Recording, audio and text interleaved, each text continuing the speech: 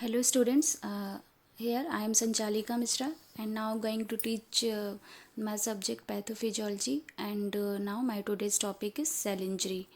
And now firstly we discuss about what is cell injury. Then cell injury mainly होता क्या है कि जब सेल्स इंजर्ड हो जाती हैं और इंजर्ड होने के सेल्स के बहुत सारे रीजंस होते हैं, जैसे बहुत सारे कॉजेज़ होते हैं लाइक अगर बर्न हो गया किसी भी प्लेस पे बॉडी के किसी भी पार्ट में, या फिर आपका डैमेज हो गया, माइक्रोबियल डैमेज हो गया, तो उसकी वजह से सेल्स क्या होती हैं, डैमेज होना स्टार्ट होती हैं। और डैमेज की ये प्रोसेस होती है कि इसमें क्या होता है, जब कोई भी प्रेशर सेल के ऊपर पड़ता है तो जो सेल्स होती हैं आपस में इनकाउंटर करती हैं, जिसकी वजह से सेल्स के इंटरनल और एक्सटर्नल इन्वायरमेंट में क्या होता है, चेंज हो जाता है। और यही एक्सटर्नल इन्वायरमेंट में चेंज जब हो जाता है तो सेल का जो ओरिजिनल शेप होता है वो चेंज हो जाता है, और इसी को हम कहते हैं सेल इंजरी। तो सेलुलर रिस्पॉन्स भी है, कुछ डिपेंड करता है कि जो सेल इंजरी है वो मेनली 2 वेरिएबल्स पे डिपेंड करती है। फर्स्ट है होस्ट फैक्टर एंड सेकंड है factors pertaining to injurious agents. Host factor में मेनली होता है कि कौन से टाइप की सेल्स है और कौन से टिश्यूज़ इन्वॉल्व हैं सेल इंजरी में, एंड इस सेकंड में होता है कि किस टाइप की सेल इंजरी हुई है और उसका एक्सटेंट कितना है। ठीक है, एंड नाउ ये डायग्राम है जिसमें हम देख सकते हैं कि फर्स्ट में नॉर्मल सेल्स है। अगर सेल्स में क्या होता है कि कोई फ्री रेडिकल्स या फिर फ्री रेडिकल्स अगर इस पर अटैक कर रहा है तो आप ये देख सकते हैं कि ऑक्सीडेटिव स्ट्रेस की वजह से जो सेल्स का नॉर्मल शेप और साइज़ है वो चेंज हो गया है। तो हम इसी चेंज को हम क्या कहते हैं, सेल इंजरी कहते हैं। ठीक है, ना हम पढ़ेंगे aetiology of the cell injury, like causes क्या होते हैं सेल इंजरी के। तो हम पहले ये जान लेते हैं कि जो सेल इंजरी होती है वो 2 मेजर उसके कॉज होते हैं। 2 भागों में हम उसे डिवाइड करते हैं, पहला genetic causes and second it is acquired causes. Genetic causes में हम जैसे नाम से ही पता है कि सेल इंजरी जेनेटिकली होती है, जब बाय बर्थ होती है तो हम इसमें कुछ भी नहीं कर पाते हैं। और अगर इंजरी एक्वायर्ड है तो एक्वायर्ड इंजरी को हम बहुत सारे कैटेगराइज्ड करते हैं, जो ये नीचे दिए हुए हैं। लाइक फर्स्ट है हाइपोक्सिया एंड इस्कीमिया। हाइपोक्सिया का मतलब ये होता है कि जब किसी भी सेल्स में ऑक्सीजन का लेवल कम हो जाता है तो सेल्स क्या करती है, अपना फर्दर मेटाबॉलिक प्रोसेस नहीं कर पाती है, जिसकी वजह से वो इंजर्ड हो जाती है। इसके बाद है physical agents.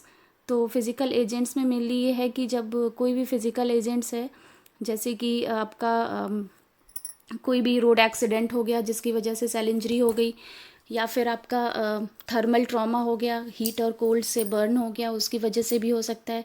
Radiations, UV radiations होता है, उसकी वजह से अगर सेल्स जो हमारी बर्न हो जाती हैं तो उसे हम आपका फिज़िकल एजेंट्स में ये सब आता है। और नेक्स्ट हम पढ़ते हैं chemical agents and drugs.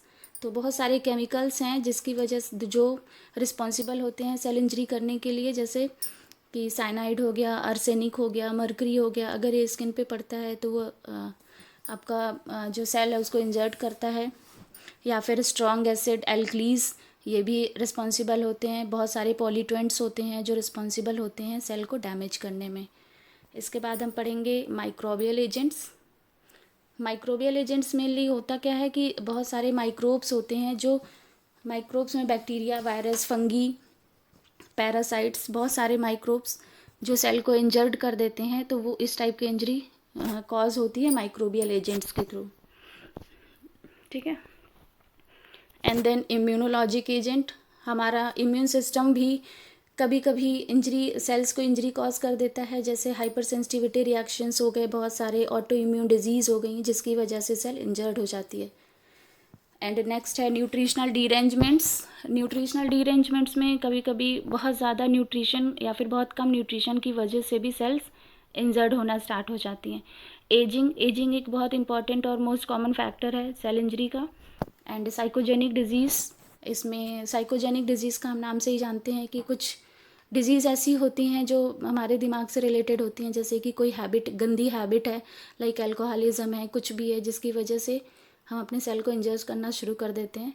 And idiopathic disease, बहुत सारे अननोन कॉजेज़ होते हैं जिसकी वजह से सेल इंजर्ड होना स्टार्ट होती है। ठीक है, इसके बाद हम पढ़ते हैं पैथोजेनेसिस ऑफ सेल इंजरी।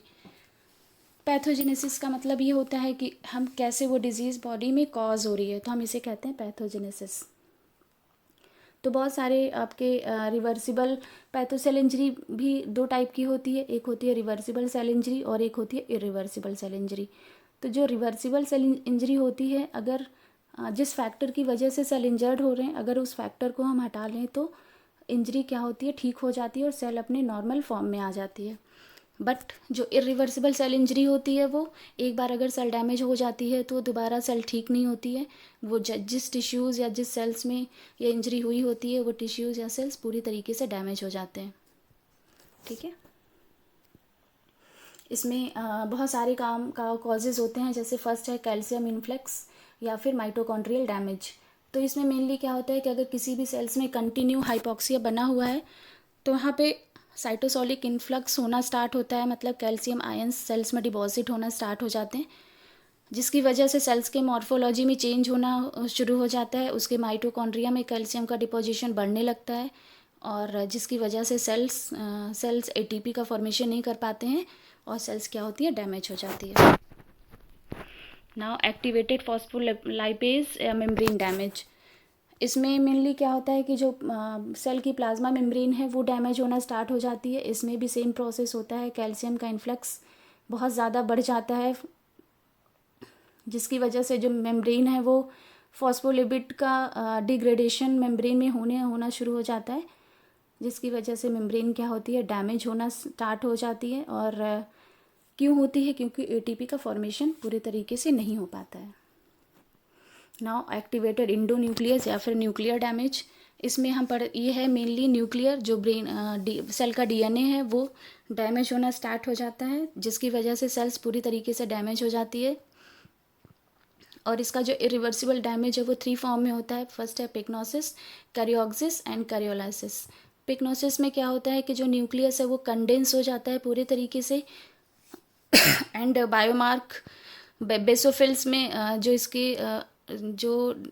इसका बेसोफिल है वो बहुत ज़्यादा डार्क हो जाता है। कैरियोक्सिस में क्या होता है, इसमें न्यूक्लियस का क्या होता है, फ्रेगमेंटेशन हो जाता है, न्यूक्लियस छोटे छोटे टुकड़ों में बट के डिसअपियर हो जाता है। और कैरियोलाइसिस, इसमें न्यूक्लियस क्या होता है, डिसोल्यूट हो जाता है, डिसोल्यूशन हो जाता है इसका। जैसे हम इस फिगर में भी देख सकते हैं कि कैरियोलाइसिस में जो आपका न्यूक्लियस है वो फेड होना स्टार्ट हो गया, फेडिंग होना शुरू हो जाता है। पिक्नोसिस में न्यूक्लियर श्रिंक हो जाता है बहुत ज़्यादा, और कैरियोक्सिस में न्यूक्लियर का फ्रेगमेंटेशन होना स्टार्ट हो जाता है। ठीक है,